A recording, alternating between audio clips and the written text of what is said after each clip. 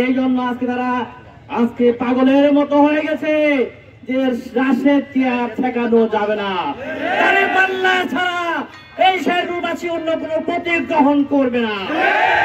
এই শেরপুরের মাটি শহীদ কামরুজ্জামানের ঘাটে মাটিতে রক্ত ঝরেছে, সেই মাটিতে দাবিয়ে রাখা যাবে না। চাপাই হামলা করার চেষ্টা করেন, এই বাংলাদেশে জায়গা হবে না। কথা ক্লিয়ার? আমাদের রক্তের গ্রুপ আপনাদের জানা আছে,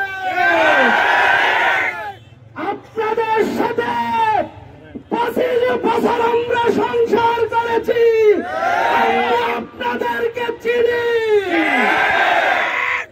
91 সমর্থন দিয়েছি, তখন ভালো ছিলাম।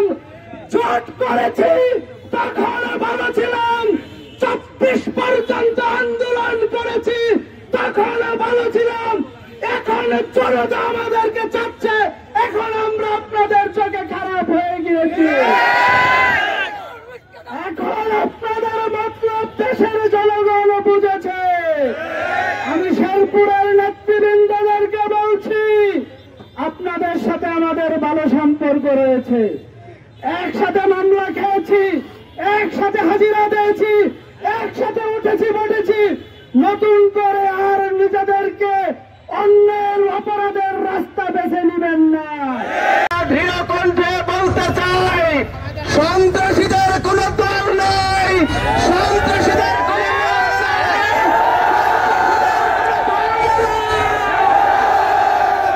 আমরা জাতি ধর্ম বর্ণ দল মত নির্বিশেষে সন্ত্রাসের বিরুদ্ধে জিহাদ ঘোষণা করেছে।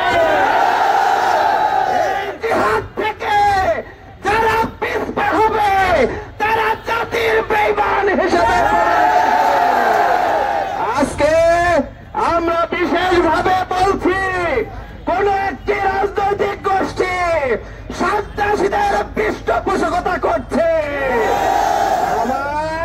তারা সাংবাদিকদের সামনে এসে মিথ্যা কথা উপস্থাপন করে সন্ত্রাসীদের তাদের পরিচয় দেওয়া থেকে বিরত থাকছে। সংগ্রামী তৌহিদি জনতা, আমি আজকে নাম উল্লেখ করে বলতে চাই না শেরপুরে কারা চাঁদাবাজি করে, কারা সন্ত্রাসী করে, এ বিষয়ে প্রত্যেকজন ব্যবসায়ী আপামর শেরপুরবাসী অবগত রয়েছে কিনা। সংগ্রামী জনতা, বাংলাদেশটাকে আমরা মুক্ত করেছি একটি শান্তির সমাজ গড়ে তোলার জন্য। আজকে সেই সমাজে গত 6 মাসের হিসাব যদি দেখি, প্রায় 100-এর অধিক মানুষকে তারা হত্যা করেছে।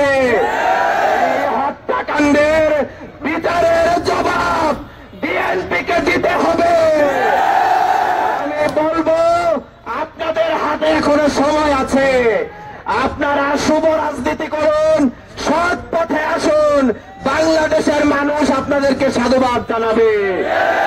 আমরা বলবো, আপনারা যদি এই সন্ত্রাসের পথ, চাঁদাবাজের পথ ছেড়ে না দেন, বাংলাদেশ জামাত ইসলামী আপামর জনতাকে নিয়ে যে দুর্বার আন্দোলন গড়ে তুলেছে, সেই আন্দোলনের মাধ্যমে আমরা একটি পরিসমাপ্তি আনবো দেশে, ন্যায়ের বিজয়ের মাধ্যমে।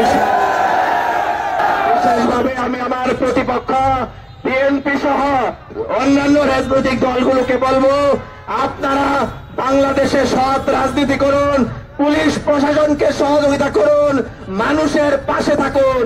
যদি থাকতে ব্যর্থ হন, মানুষ আপনাকে ব্যর্থ করে দেবে ইনশাআল্লাহ। ধরেছে মানে আপনারা একথা মনে করে নিয়েন না, যা ইচ্ছা তাই করবেন।